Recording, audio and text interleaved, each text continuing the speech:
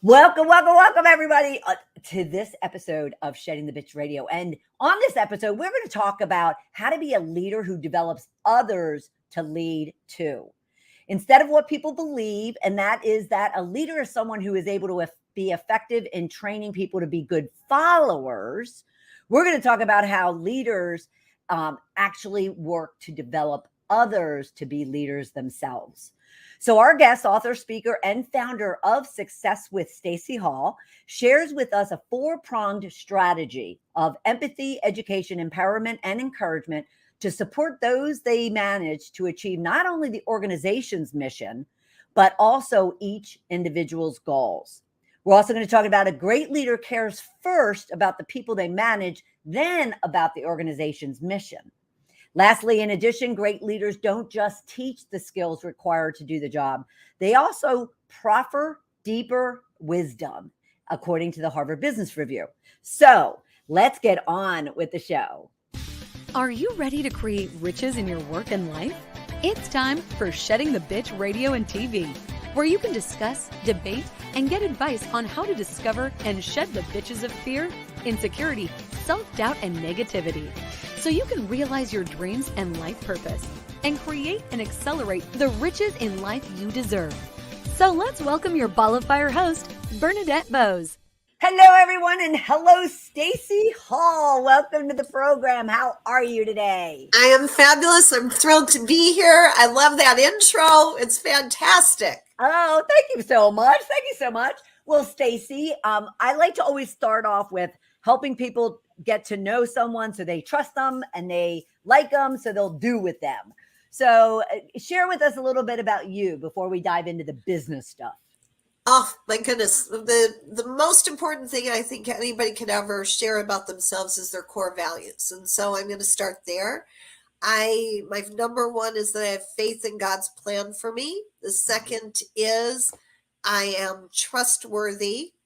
And in order to be trustworthy, I also feel that personal accountability is extremely important. So I know what I say I want to count on myself for.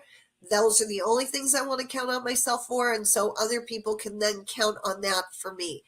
That said, my background is in everything there was to do with marketing, sales, advertising, communications. I got trained in that. I've worked for corporations through the years, like FedEx and Budget Rent-A-Car at manager and director levels. And then for the last 25 years, I've been focused solely on entrepreneurs of every size of business to be able to make sure they are able to make sales, have more satisfaction, and achieve greater success. Sweet. That's awesome. And your business is Success with Stacey Hall. And how do you define success for your clients? What is it that they're looking to achieve? Okay, so I can't define success for anybody else, right? That's the point. They get to define it. So when we start talking, I always call a prospect a future friend. When I meet a future friend and we're talking about the problems they want to have solved, and I say to them, what would life look like if it was not this way anymore? They tell me what success would be. And so it's what success is the solution to our problems. Right. And it's very personal. Yes. Yeah. So I love this subject because I don't think there's a lot of conversation about it. You know, leaders are meant to develop others to be leaders, not just kind of like, forge forward to tick off boxes. So why do you feel the true measurement of a leader is how they develop their leaders and how, and then secondly, I'm going to want to make sure I get this out. And how is that measured? I'm loving it, and I'm well prepared. There's just so much on the subject. So let's start with, by its very definition, a leader has fans and followers.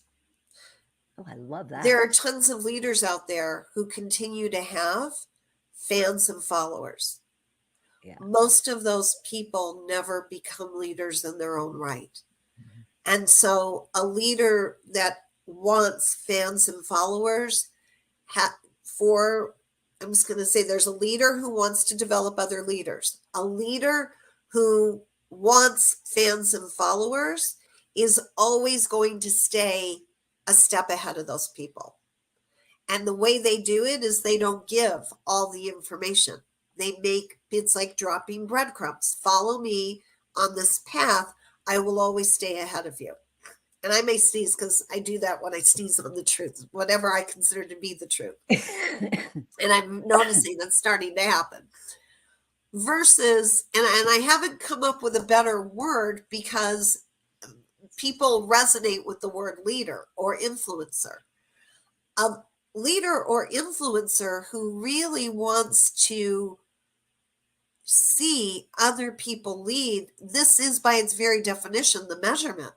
Are those people developing in the way that they want to develop? Or are they still regurgitating the same information that the leader's putting out? And a leader who develops leaders is willing to let people fly.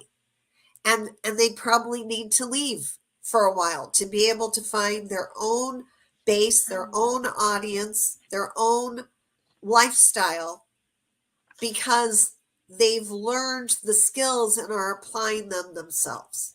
Right.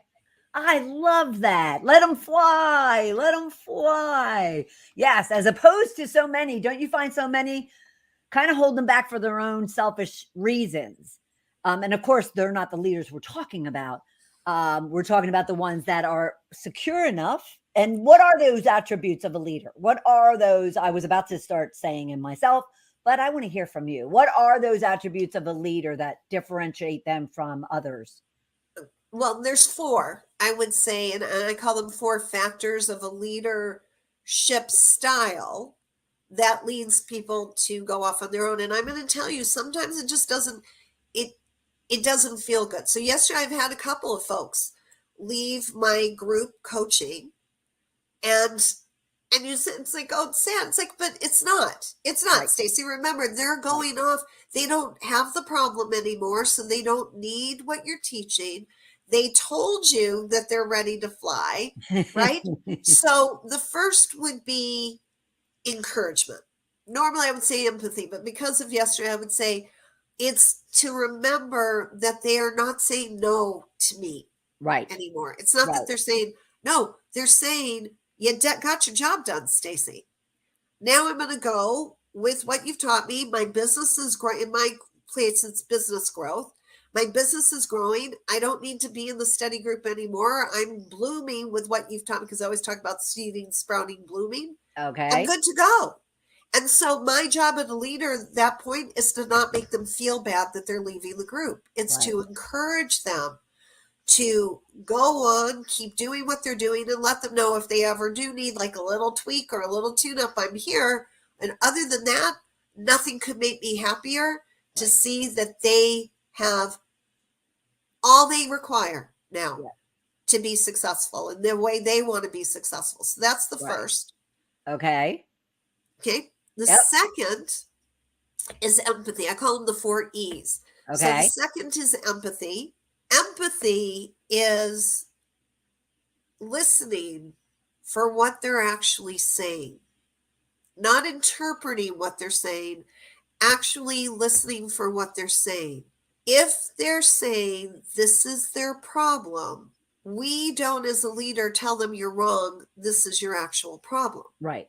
Yeah. And a lot of leaders do that. Oh, yes, they do. Please, just jump in here. What have you seen in this arena? Oh, no. You're doing great. No, yes, that is the one big, area. And I'll ask you some questions as a follow-up and add something to it afterwards. But yes, I think people have a very difficult time. So-called leaders have a difficult time really listening with intention and listening with purpose. Yep. And with caring. See, my favorite phrase, and it gets debated. Did Teddy Roosevelt say it? Did Maya Angelou say it? It doesn't matter who said it first. I mean, it's a truth is nobody cares how much we know. They only want to know how much we care, right? Yes. So the only way we can show that we care is through empathy and feeling and acknowledging their feelings first before anything else. So if they're feeling a certain way, so for example, let's say that I didn't intend to say anything that would cause harm or upset to someone, but we never have control over how somebody hears it, right? Right. But if somebody has the courage to say to me, Stacy, when you said X, it made me feel this way. What I want to do as a leader is say, tell me more about that. As opposed to get defensive and go, well, I didn't mean that.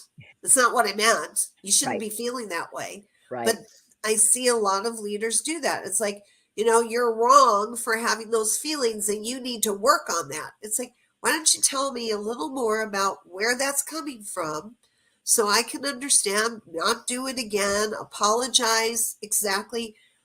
That's empathy and acknowledgement. Love it.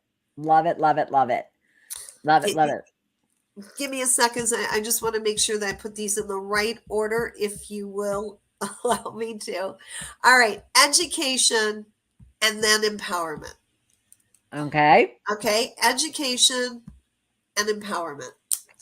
Education is not telling somebody what to do. Education is providing the principles, resources, giving them the resources to go explore for themselves. Right. Encouraging them, again, more encouragement. Go explore, gain your own knowledge. Come back and tell me what you got, as opposed to it is this way or the highway. Right. Leaders are not teachers. Yep. A leader that creates leaders is a guide. Right. Oh, I love that. I love it. Love it. Love it. Because they could be taught as well. Go off and fly and learn something, bring it back, because you know what? I just might not know that, piece of information or that knowledge. It happens all the time in my study groups. Now, the folks who come regularly, they're not followers. They are all, the ones who come regularly have really developed this. And I leave time every day. What do you get? Tell me, what are you picking up? I see you're nodding. What are you getting for yourself out of this?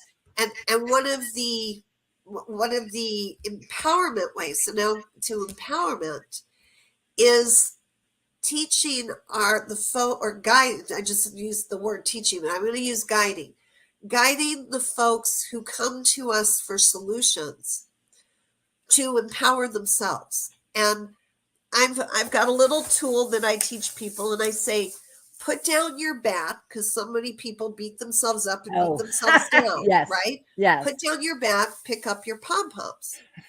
But what they're expecting at the beginning, so they'll hear something that somebody else says in the group, and they'll pick up their pom-pom, and I'll say, are you cheering them or are you cheering you?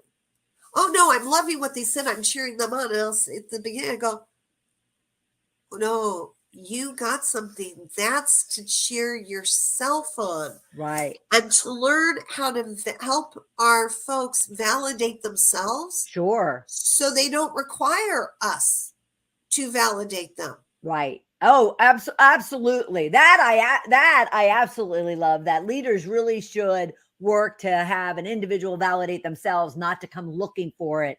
Oh, I love that. Absolutely. And we don't talk enough about that. I've never ever have I had a mentor, and I've had some fabulous mentors. They say, Stacy, give yourself credit, right? Right. But took me a very long time to break the habit of looking to my mentor for approval. Am I doing it right?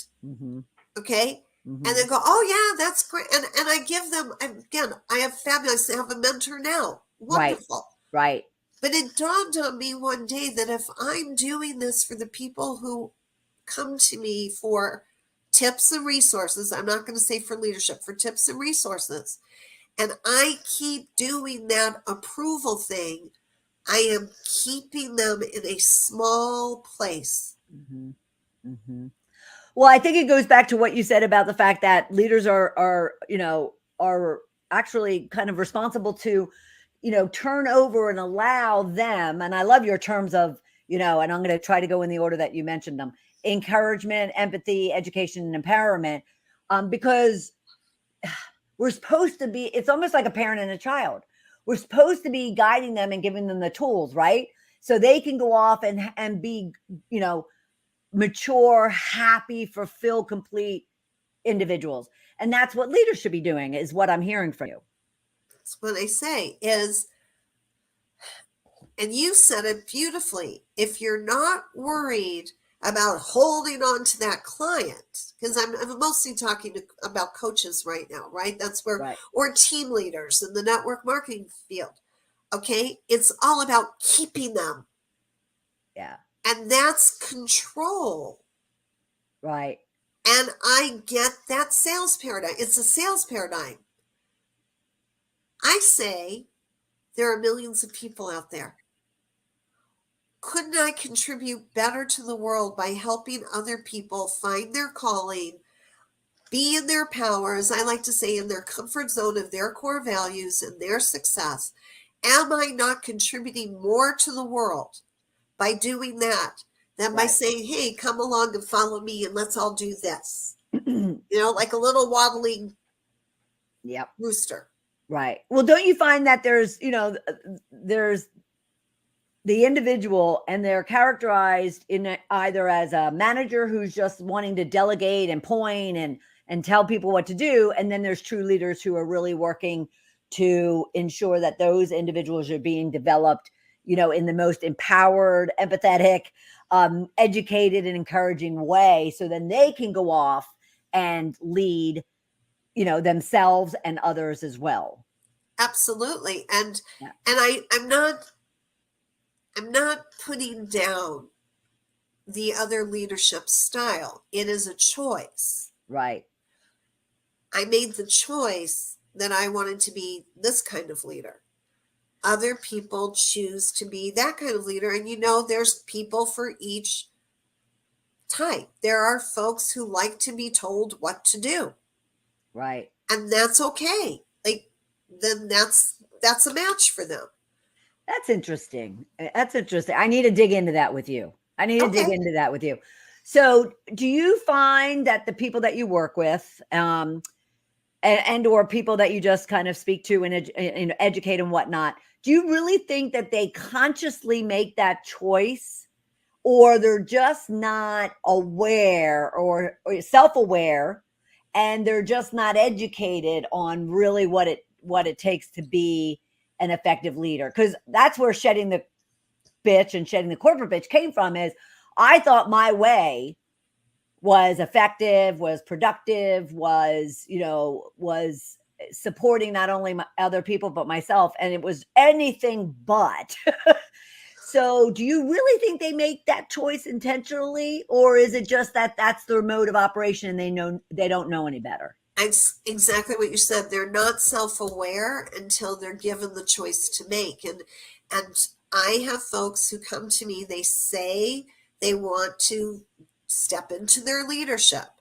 And I say, great, this is my training program. I'm going to teach you how to I'm using the word teach, but I'm going to guide you to be able to be in alignment with yourself and your core values and your calling and your goals. I'm going to teach you that.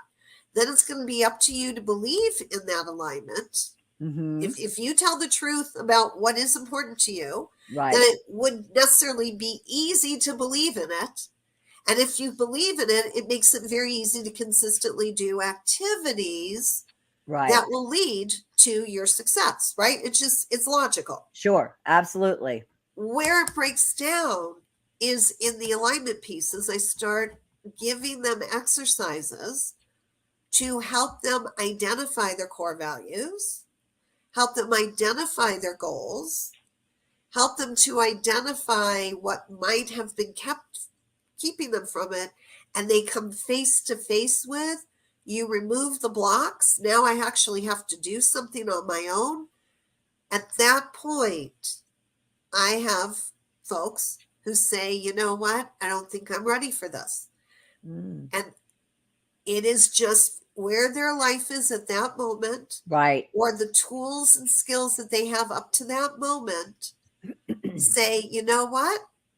I think I'm just going to stay where I'm at right now. I'm just going to keep taking orders, And maybe down the road, I'll be ready to make some changes. Right.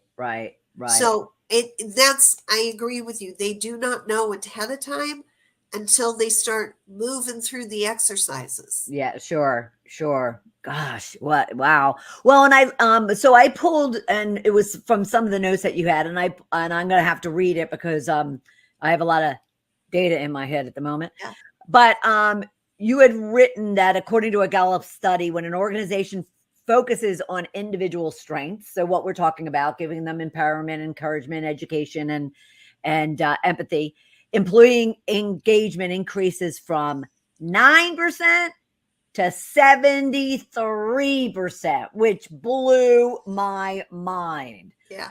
Please, help all of us listening and watching understand what's involved in that, and how can they kind of take it and get that type of employee engagement. Okay, so we're going to step back over that as well, and I'm with you. So it doesn't happen once the employee is there or once the person has joined the team. So we're going to look at leadership here, corporate managers and directors, right? And then in the entrepreneurial world, because right. there's so many millions, right? Team leaders, right? Same situation. Before somebody comes into your department, before somebody asks to join your team as a builder, we'll call it, that's the term, we want to find out if they're in alignment with the mission of the department and the company, or with the mission of the team and the company. Right. That's where it begins, is why do you feel you're in alignment with our mission and purpose? Right. That question hardly ever gets asked.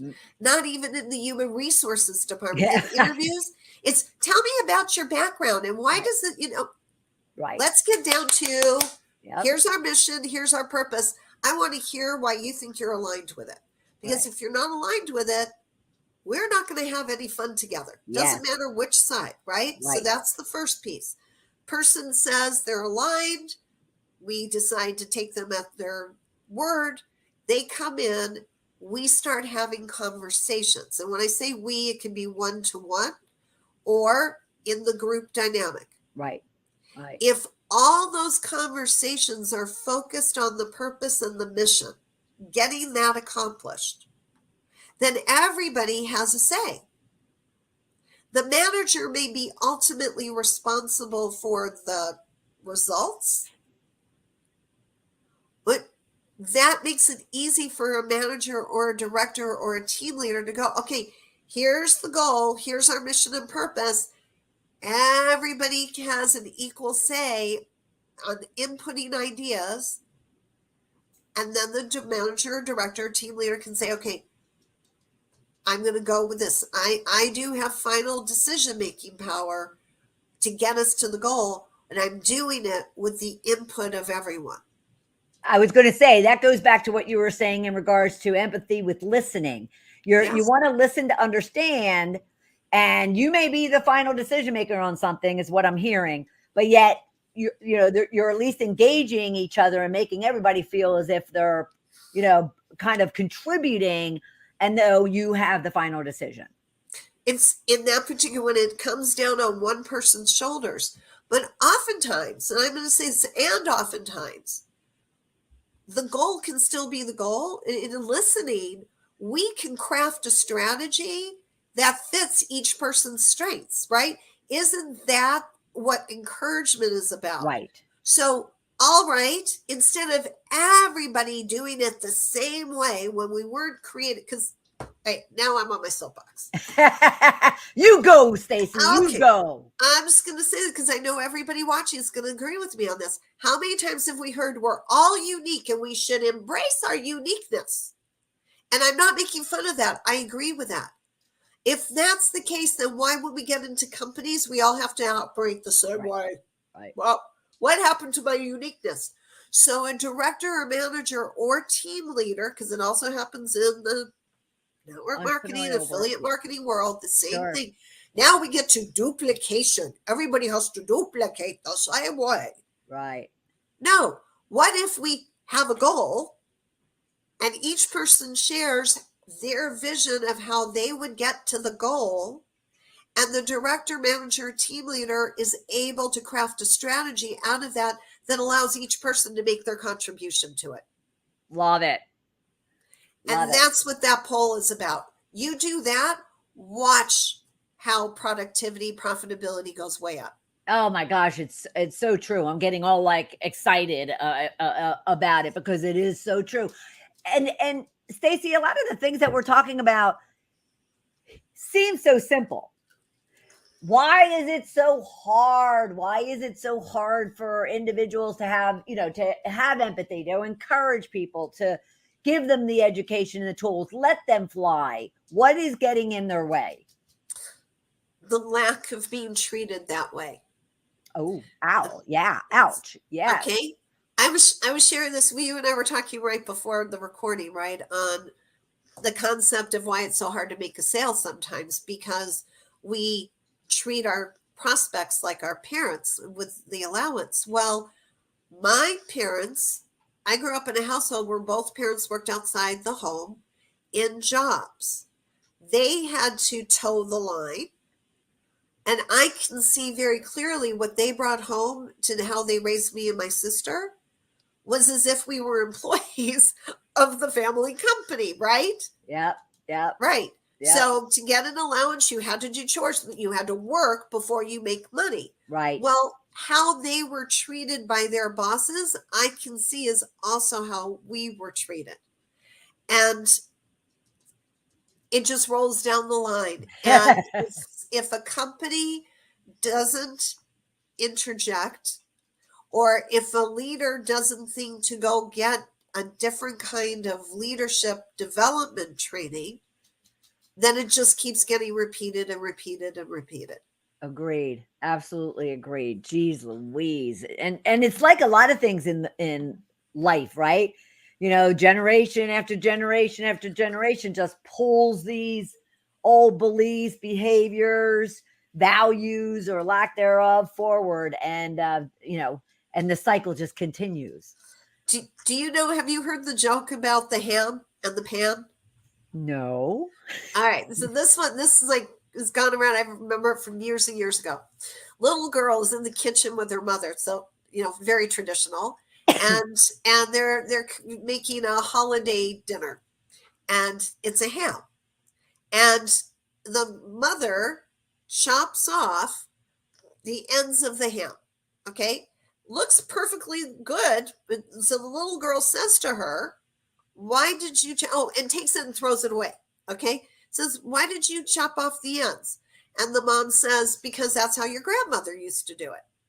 Well, next year they're going to grandma's for the same holiday dinner, and there's grandma doing the same thing to him, chopping off the ends, throwing them away.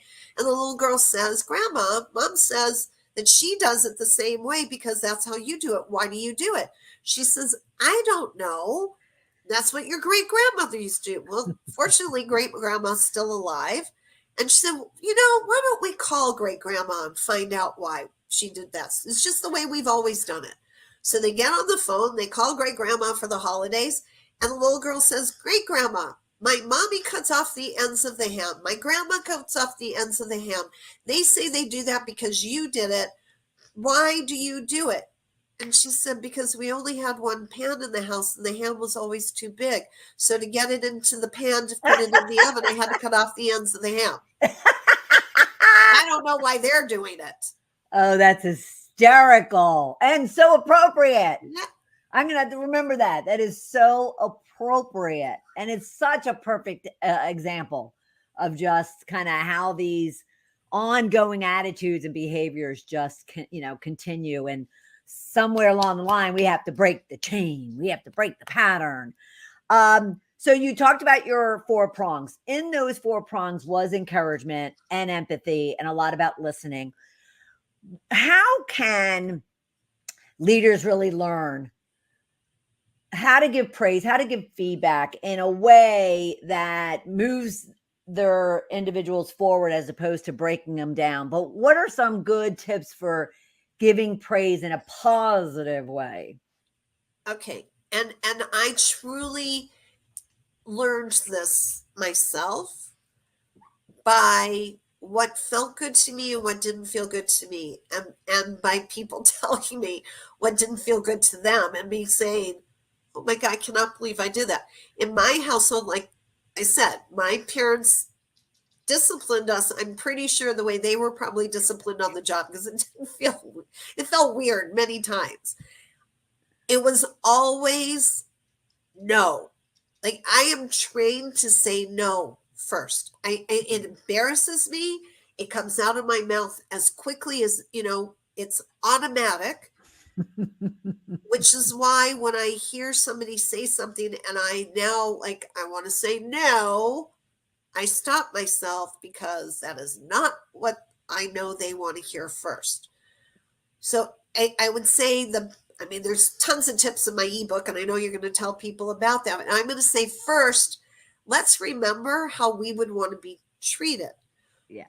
So I've learned to say thank you. I appreciate you doing that. I appreciate you saying that. I appreciate the effort you put into that. Thank you. And this came from, I heard this in improv comedy way back. I'm from Chicago. So I remember taking some improv classes, and they'd say, the way you keep something moving forward, this is why it stuck with me, is if you use but, you bring people to the past. Right. Or you negate. Right. So always use and. Yes. Thank you for doing that. And yep. In the future, how about if we did it like this? Or, and I noticed there's typos. Would you be able to correct those? And I understand. Thank you for telling me that's why you were late. And I understand. In the future, would you be able to call me? And like, it's as simple as acknowledging again what they say, appreciating the feedback, and then moving forward with the correction. Yes. Yeah, instead of criticism, not criticism, correction. Right. Correction, not criticism. I love that. And I'm, coming from an improv background myself, the resonant to me. And quite honestly, I'm going to focus on whether or not I'm actually using it myself, as I go throughout the day. Especially, I wish I had paid attention to it this morning on a kind of a challenging, difficult call with a service provider. and thank you, and would have came in very, very handy on that call for sure. And is that something that, of course, it can be learned? What I'm really gaining out of everything that you're sharing as well is it really also comes down to self-awareness, is being very kind of alert, conscious, kind of intentional about really paying attention to, what are you thinking? What are you saying? How are you behaving? What's working and what's not working? So is there a lot of kind of work on self-awareness or the presence of now in your work? I would say yes, and it's not a correction. Yes, absolutely. I'm going to add something into it, because sometimes we can't make the correction from the logics of it, right? The logics is the thinking. All right. So in addition to what you said, what there is a lot in what I do and how I guide leaders is listen to your gut. We know immediately, whether we know why is up here, we know when something doesn't feel good in our gut. And it's more than just woo-woo. I mean, the nerves of our body actually end in our hands, our feet, and are lining our colon wall. I know a lot of people don't know that. So when we talk about a gut feeling, the same, like we can feel things not quite right, our gut feels it too. It's listening from there. paying attention to that gut intuition. If I said something and I don't feel good about how I put that, immediately walking it back.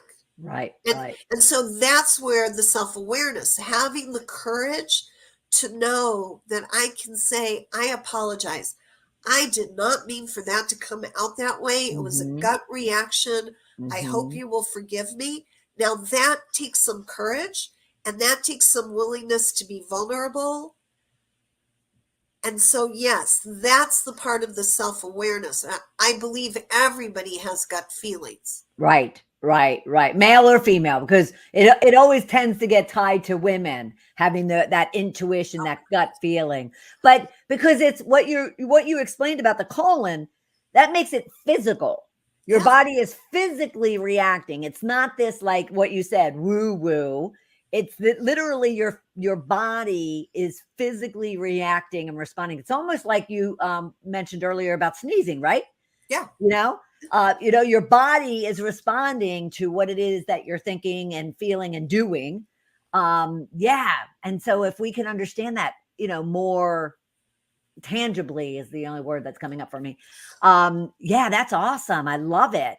Love it. Well, you had mentioned, and I want to as well, you do have an ebook in regards to excuse me, leaders creating leaders, not followers. So will you share with us some of those tidbits? And also I'll mention the website for our listeners who aren't watching us, but share with us what they can learn from this, since we were talking about those tips. Well, it's what I guide in the ebook is the 4 areas: that encouragement, the empathy, the education, and the empowerment, and how I actually do give tips in the ebook on what it would look like. Like, this is how you could do it. And so for each of those 4, that's what the ebook is. It's you're going to be given those statistics that you shared, and then to encourage, here's how you can show encouragement. These are things to say. Here's how to show empathy and acknowledgement. Here's how to provide education that helps them be able to educate themselves. And here's how you do empowerment, of giving them ways to take power. Right. And I would say that might be the hardest part for a new leader, because we've been so trained that a leader controls, right? Like you've gotten to this point now, you get to say how it goes. Yes, I get to say how it goes for me. Right. If I'm involving a team of people, they get to say how it goes for them. And then for some people, that just looks like chaos.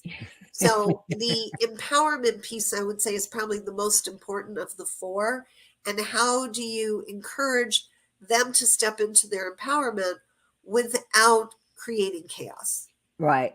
Well, and don't you find, though, that even before you get to your team, that individual that's showing up and now maybe is a new leader, but a lot of them are like long-term leaders or so-called long-term managers of people. But don't you find, though, that it's their own limiting beliefs, it's their own insecurities, doubts, negativities, what we call bitches here in this world. But don't you find it starts there as far as whether or not they're going to, open up and allow other people to grow and be encouraged and to contribute and add value, let alone letting them fly and, go and, get a better job, better position, better company, better salary than the individual leader itself. So does it start there, or does it start with that body of team that you talked about? No, I completely agree with you. That's why I say again, the empowerment piece. If I was getting the ebook, well, first off, it starts with somebody deciding they want to even see what's in the ebook, right? That's true. Considering that's true being a different type of leader, one that feels more satisfying to you, more satisfying to the people you're engaging with? And then what I would say is if you choose to download the ebook, jump straight to the empowerment portion. It's sectioned. Okay. And from there, you'll know whether that's a style you want to adopt. And again, there's two different styles. The one that really likes to be at the head of the line, and everybody lines up with that. And I'm not saying there's anything wrong. There, in certain situations and for certain people, that feels right.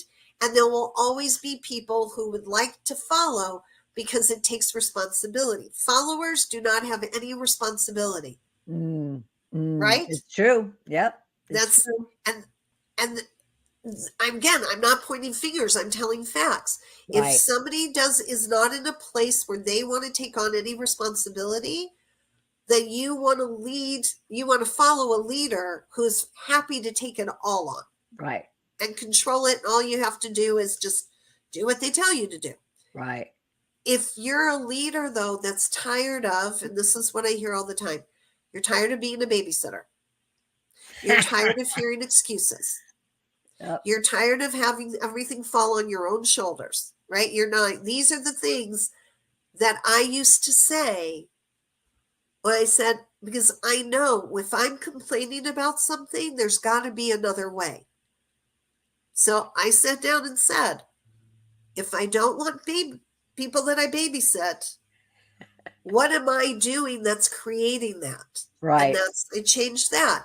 If I don't want people who complain and give me excuses all the time, how am I showing up that they think that they're allowed to do that? Okay, Let's change that. And if I'm tired of being the one who's always doing the work, how am I showing up? And is it because I let them know I'm perfectly happy to do it because there's only one way to do it? Right. Right. Maybe because I'm showing up as there's only one way to do it, they're like, well, okay, I don't know how to do it that way. So you just go ahead, Stacy. And that's how I started to make these changes. Yeah. Well, excuse me. I love the thought process and that kind of the microscope that's put on the employee. Because as you were saying that, I was like really challenged with it. I'm like, what do you mean? It's, that individual is looking for somebody who is not going to hold them responsible and accountable. And therefore they want a commanding, controlling leader. But then all of a sudden you're saying it and explaining it. And I'm like running through my head of people I know from the past, present. And I'm like, you're right. I could pick out one or two individuals that really kind of wanted to wash their hands of any responsibility. And therefore they tolerate, though they complain, they tolerate these leaders that they're complaining as controlling and commanding. But at the same time, when you ask, well, what responsibility do you have in that? And then they deflect. Yes. Oh, I totally. I know the song you're singing. That's exactly, right. They are. The followers complain. Right. But they don't change. Wow. They don't leave because it would require them having to do it so much easier to complain. Like, if I was in their shoes, I would be doing this. Well, why don't you go out and then do it? Yeah. And as you said, then the deflections come. Wow. All right. No, I'm just saying it would be so much better if they just did this. That's all I'm saying. Right. Oh, it's so true. It is so true. All right. I want to make sure for our listeners, not just our viewers, the location you can go to download her ebook, which is Leaders Create Leaders, Not Followers, is a tiny URL. So it's tinyurl.com/Stacy Hall ebook. And that's Hall, Hall ebook. And I'll make sure, Stacy, that we also put it in the post links or into the post. We'll put the link so people can kind of go right there when they actually listen or download or view this interview. But oh my gosh, this has been awesome. Thank you so very much. The gratitude is all mine. I have had the most fun. You are the best host, and you ask the most fabulous questions. I don't know about anybody who's watching us, but I have just had the best time. Oh, that's so nice of you. Thank you so much. And this whole subject around how to be a leader that actually works to develop leaders is so dear to my heart, because that's just what we need in order to kind of make the changes out there in business and life that will make us all more fulfilled, more happy, and achieve more riches in our life. So thank you so much for being part of it, everyone. And I do want to remind you, please go out to, excuse me, her website as well, stacyannhall.com/home. And I need to emphasize, please make sure you put /home. But it's Stacy Ann with no E, stacyannhall.com/home. And we'll make sure that link is also put out there for everyone to see. Thank you again, Stacy. This has been great. Absolutely great. And for everyone else, thank you so much for joining and listening or watching us on this episode of Shedding the Bitch Radio and TV, all about leaders who develop others to be truly leaders. And if you want to learn more about what we're doing here, you can always go to balloffirecoaching.com and be sure to subscribe to our show, both on any one of your podcast streaming services and YouTube, so you don't miss any of the great experts and topics that we have. So until next Tuesday at noon Eastern time, I wish you a very rich and happy week, and I'll talk to you soon. Bye, everyone. Thank you for taking part in Shedding the Bitch Radio and TV with Bernadette Boas. We would love to know what your biggest takeaway was. Go to Shedding the Bitch on Facebook or YouTube and leave a comment. You can also subscribe to the show on Apple Podcasts and YouTube so you don't miss a single episode of the show. And with your input, we can help other powerhouse women just like you find the show and decide if it's right for them. Learn more about Bernadette at balloffirecoaching.com